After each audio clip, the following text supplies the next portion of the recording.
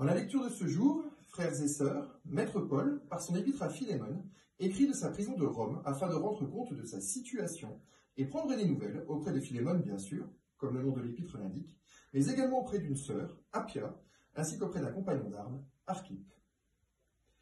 C'est une épître particulière à plus d'un titre d'ailleurs, tant par sa taille, elle n'est composée que d'un seul chapitre, que par sa composition, également, qui semble au premier abord des plus basiques.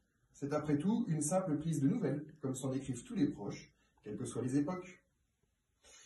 Mais au-delà de cette première analyse, un peu superficielle, cette épître se révèle porteuse d'une valeur plus profonde, plus fondamentale, et cette valeur, ô combien importante, c'est la solidarité en Christ.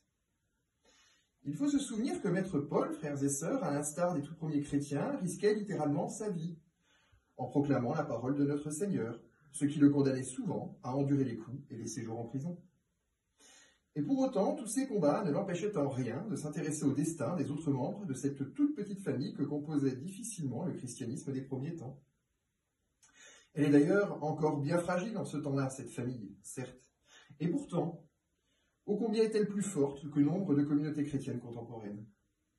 Alors c'est certain, brandir l'unique évangile, c'est de nos jours encore risquer d'être aux yeux du monde moins qu'un esclave, car on risque alors raillerie, violence ou pire encore, dédain.